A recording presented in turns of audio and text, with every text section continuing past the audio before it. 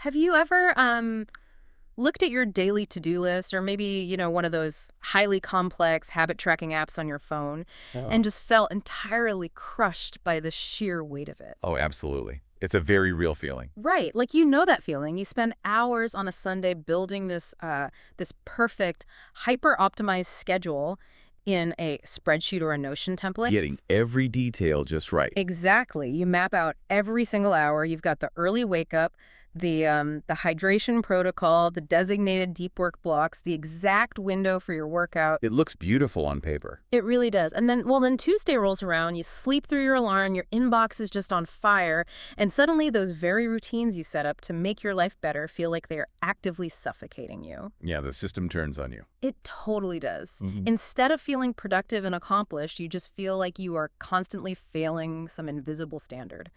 I will be the first to admit I've fallen into this trap more times than I can count. I think we all have at some point. I mean, I once tried a morning routine that involved waking up at 5 a.m., doing an ice bath, and drinking some, I don't even know, some obscure powdered mushroom blend. Let me guess how long that lasted. It lasted exactly 3 days. 3 days before I found myself staring at the ceiling, dreading the morning, and ultimately just abandoning the entire thing for a month. Which is such a common response. If you are nodding along right now, relating to that boom and bust cycle of productivity, you are definitely not alone. No, you're really not. It is an incredibly pervasive cycle, especially for anyone who follows, current productivity trends. Yeah. We often construct these elaborate, highly engineered systems with the best of intentions. We really do mean well. We do. We aim for peak optimization, but they almost inevitably mutate into sources of tremendous guilt. Sure. We end up serving the system rather than the system serving us. Which is the perfect jumping off point for what our deep dive is about today. We are pulling from a really fantastic piece of writing from a Substack author named Allie. And the mission of this deep dive is to explore a concept she calls being quietly disciplined. Quietly disciplined. It's a great phrase. It really is. We want to look at how you can build meaningful structure into your life without feeling like you are being monitored and controlled by your own past intentions. Okay, let's unpack this because Allie points out a core fundamental problem with how we usually view discipline in our modern culture. By the whole framing of it. Yeah, we tend to frame it as this loud, external, aggressive force. We think of strict rules, unyielding schedules, and like militant systems that dictate what you have to do and precisely when you must do it, completely regardless of the circumstances. Which perfectly explains why that traditional approach triggers so much subconscious resistance. In this deep dive, we are really dismantling the idea that discipline has to be a punishing, adversarial force. Adversarial is the perfect word for it. It is, because the conventional view of discipline is often very combative. It's framed around pushing through the pain, making no excuses, relying entirely on mind over matter. It treats your natural fluctuations in energy as enemies to be conquered. Like you're going to war with yourself every morning. Exactly. But Allie is proposing a completely different paradigm here. When you step back and take a calm, analytical approach to long-term human behavior, it reveals that the most sustainable form of discipline is actually internal.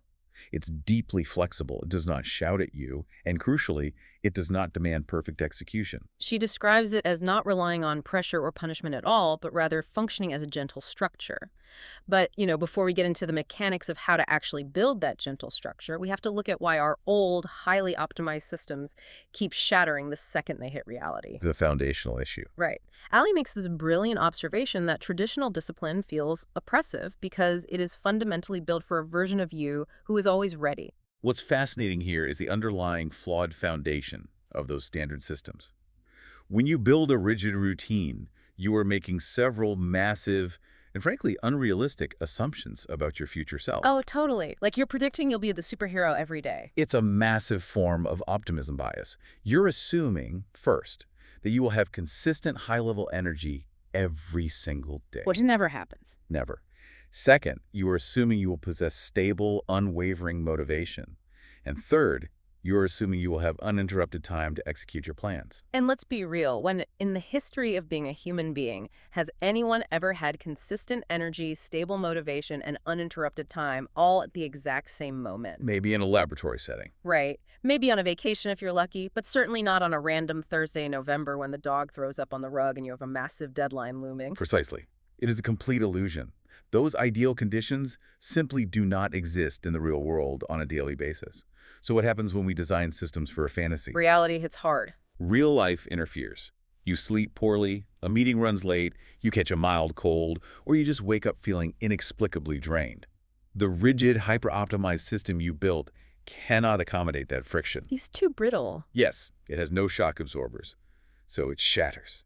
And here's the trap we all fall into. When that system breaks down, we rarely stop and say, wow, that system was poorly engineered for the realities of human life. No, we never blame the system. Never. We immediately blame ourselves. We internalize the failure. Suddenly, discipline isn't a tool, it's a character judgment. You think, I couldn't stick to the 5 a.m. ice bath schedule, so I must lack willpower.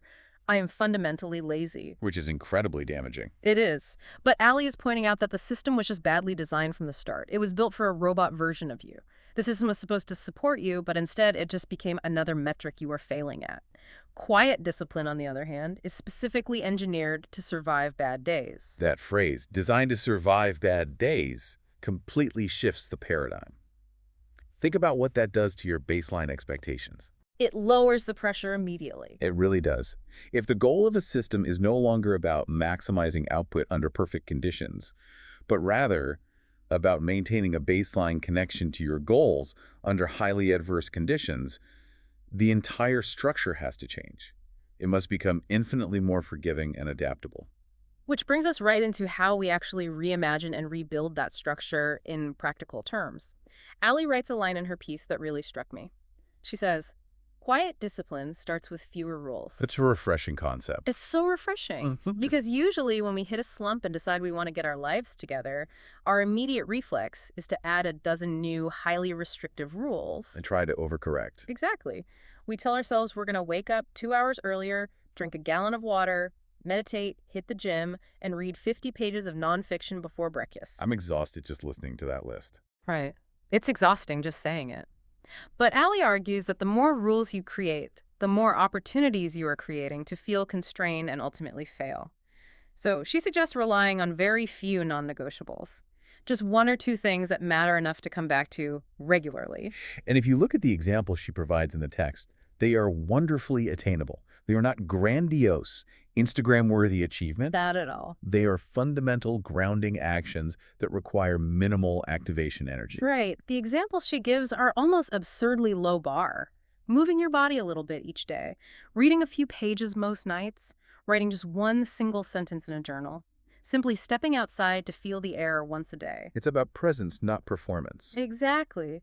As Allie frames it, these are not impressive rules. They are survivable ones. And that's the magic of it. The bar is set so intentionally low that you do not need to constantly negotiate with yourself about whether or not you have the energy to complete them. You don't have to psych yourself up to write one sentence. There is a profound psychological wisdom to setting the bar that low. When the barrier to entry is essentially on the floor, you entirely bypass the brain's natural resistance mechanism. You sneak past your own defenses. Precisely. You aren't triggering the fight-or-flight response that a massive to-do list creates. But beyond just having fewer, smaller rules, Allie introduces a brilliant metric for evaluating the rules you do decide to keep. It is a critical question for you to ask yourself, does this structure make my day feel lighter, or does it make it feel heavier? I really want you listening to pause and think about that, the lightness test. Look at the routines you're trying to force yourself into right now. Do they bring a sense of relief and clarity to your day, or do they feel like a heavy backpack you are forced to carry around? It is a phenomenal way to measure the actual utility of your habits. If a system makes you feel constantly monitored, or if the mere thought of it adds tension and dread to your day, it is too rigid. It needs to soften. It's doing more harm than good. Exactly. And to truly grasp this distinction, Allie uses a powerful analogy. She asks us to consider the difference between scaffolding and surveillance. That analogy is what really made this click for me. Because we've all experienced both, even if we didn't have the words for it. Let's dig into what surveillance feels like first. Traditional, rigid discipline often feels exactly like surveillance. Imagine a security guard watching your every move, holding a clipboard, checking boxes, dictating your schedule down to the minute. Just waiting to catch you messing up. Yes, waiting for you to mess up so they can issue a penalty. That environment creates chronic anxiety. Your primary motivation becomes avoiding punishment or avoiding the feeling of failure. It's driven by fear. Entirely. Quiet discipline, however, should feel like scaffolding. Think about the physical purpose of scaffolding on a building. It holds the structure steady while work is being done. Right, it supports the building. It provides a default framework to lean on, but it does not force the building into a suffocating, unyielding mold. It naturally flexes with the wind. Crucially, scaffolding welcomes imperfect effort. It provides support, not a demand. It gives you a default, not a demand. That's such a crucial distinction. If you have scaffolding, you can build at your own pace. If a storm rolls in or in real life, if you get sick or have a terrible day at work, you pause the construction. And the scaffolding doesn't punish you. Exactly. The scaffolding doesn't judge you for pausing, it just waits for you to resume. But if you have surveillance, you are constantly terrified of the report card. The red X's on your habit tracker start staring back at you like a failing grade. Which brings up a huge issue in productivity culture. Oh, absolutely. And speaking of habit trackers and red X's, here's where it gets really interesting because Allie takes aim at one of the most sacred cows of the productivity world, the streak. Oh, yes. The unbroken streak. She completely flips the script on how we measure success, arguing that consistency actually lives in the return, not in unbroken perfection. The shift from tracking streaks to focusing on the return is perhaps the most transformative psychological concept in this entire piece. Let's analyze the deeply ingrained psychology behind tracking unbroken streaks, famously popularized by methods like Jerry Seinfeld's Don't Break the Chain. Right, we've all tried that one. And streaks are incredibly motivating when you are actively on them. They gamify the process, but they're also incredibly fragile and brittle. So fragile. When you inevitably miss a day because, as we established earlier, ideal conditions are a myth, the streak breaks, the chain snaps, and the psychological fallout of that broken streak is almost universally shame. It is entirely shame-based. You feel like all that past effort was wiped out just because you missed a Tuesday. You could have gone to the gym 45 days in a row, but on day 46 you get a migraine, you stay home, the counter resets to 0, and suddenly your brain tells you the last month and a half meant absolutely nothing. Precisely. It triggers a sunk cost fallacy in reverse, combined with all-or-nothing cognitive distortions. Your brain categorizes 98% compliance as a 100% failure. Which makes no mathematical sense, but it feels so true in the moment. It does. And what does that shame breed? Avoidance. You think, well, the streak is broken, my perfect record is ruined, so what's the point of doing it today? I'll just start over next month. The classic, I'll start again on Monday excuse. Exactly. It turns a single, understandable missed day into a multi-week slump. But Allie proposes that we measure success through a completely different lens. Instead of asking, did I execute this perfectly for 30 consecutive days, she suggests asking questions like, did you come back to the habit after missing it? Did you restart gently instead of giving up in frustration? Did you adjust to the circumstances? Yes. Did you adjust to your circumstances rather than abandon the goal entirely? Missed days aren't failures in this model. They're quite literally expected as part of the system's design. You stop seeing a missed day as a disaster that ruins your streak, and you start seeing it as just a normal, anticipated part of the ebb and flow of life. You build it into the model. You actually plan for the interruption. And this brings up some amazing perspectives from readers of Allie's Substack that really ground this in reality. There's a comment from a reader named Tessa Jackson that I think perfectly captures the struggle. Tessa said she frequently bounces between seasons of strict discipline and seasons of no routine at all. The pendulum swing? It's that classic pendulum swing. You go from the hyper-optimized 5 a.m. routine straight into eating cereal for dinner and doom scrolling for a month. But Tessa noted that realizing missed days aren't a moral failing, but just part of the flow, offered her a way off that pendulum. It gave her an in-between. Tessa's experience is universally recognizable. The pendulum swing from extreme rigidity to complete chaos is exhausting, and it is a direct result of the streak mentality.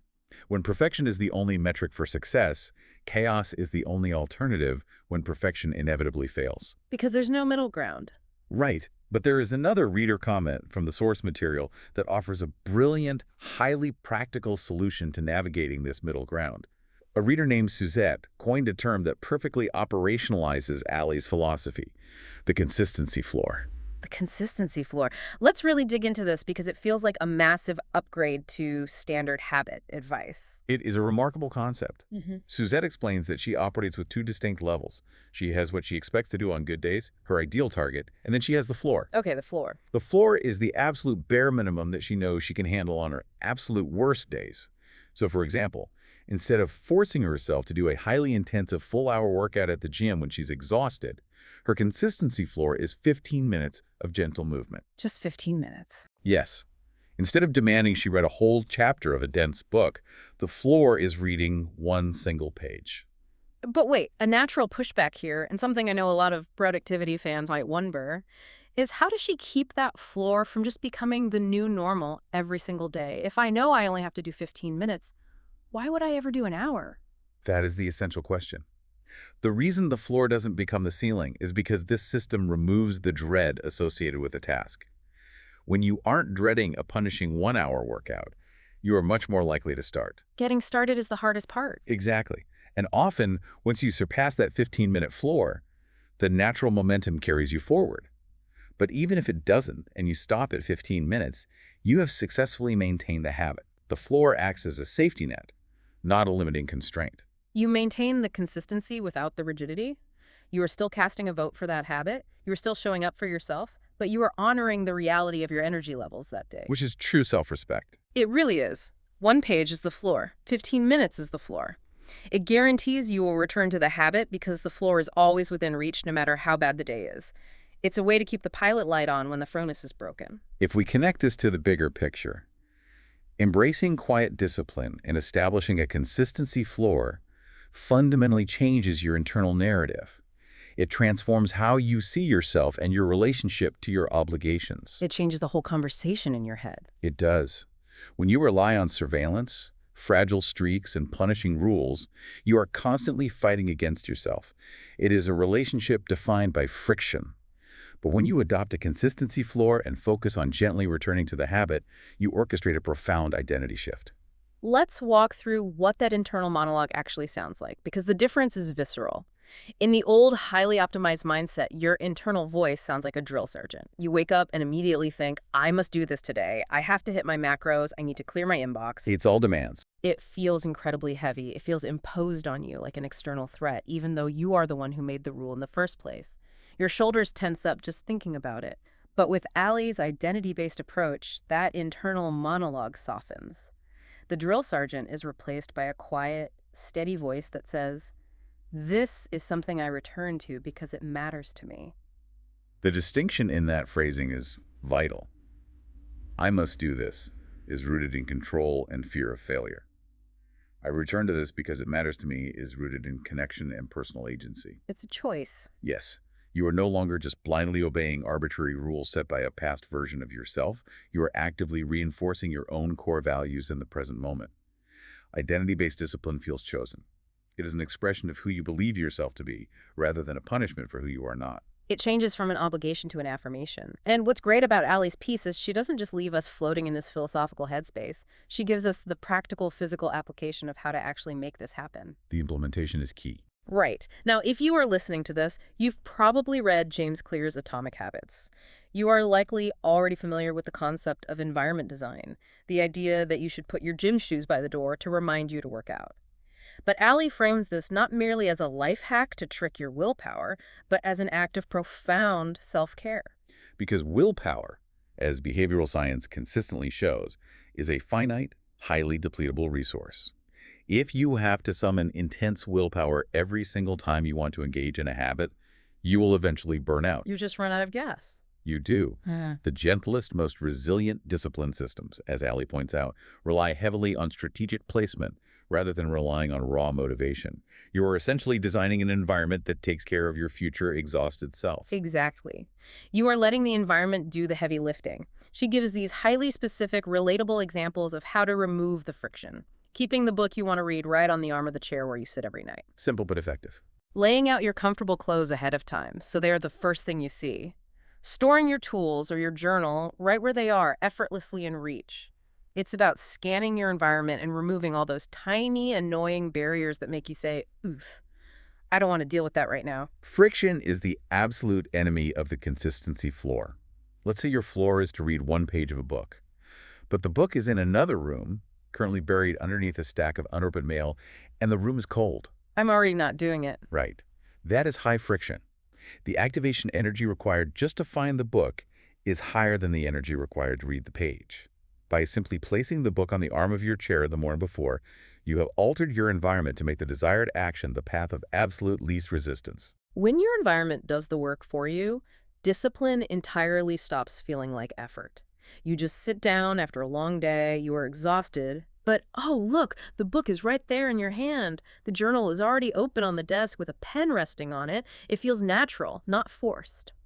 Which really brings us to the final and perhaps most beautiful point of Allie's piece, which is the actual word she uses to describe this whole philosophy: quiet. It is a very deliberate and provocative word choice, especially today. We live in an era where productivity is inherently performative. It really is. Everything is content. Everything is broadcasted. We have apps that track our every micro habit and send notifications to our friends.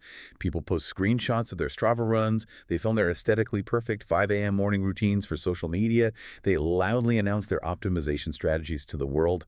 Ally is stressing a radical countercultural idea. You absolutely do not need to do any of that. You don't need to track every single metric of your existence. You don't need to announce your routines to validate them. The most reliable, deeply rooted discipline is completely invisible. It is private. It exists just for you. It just happens without any commentary, without any hashtags, and without any external validation. It doesn't beg for attention or need a gold star from an app to prove it exists. It just quietly shows up. Because it is tied intrinsically to your identity and your core values, as we discussed with the internal monologue, it does not require an audience. It is a quiet, enduring promise you keep to yourself, for yourself. So what does this all mean? If we take all these pieces and put them together, dropping the illusion of ideal conditions, building flexible scaffolding instead of relying on anxious surveillance, finding your survivable consistency floor, returning gently when you inevitably miss a day, and letting your physical environment do the heavy lifting, what is the ultimate takeaway for you listening right now? It all builds to a completely new definition of discipline. It really does. It means that discipline, when it is gentle, flexible, and truly aligned with what you care about, is actually a profound form of self-care. It isn't a punishment. The goal of setting up a routine isn't to figure out how to be stricter with yourself or how to whip yourself into shape.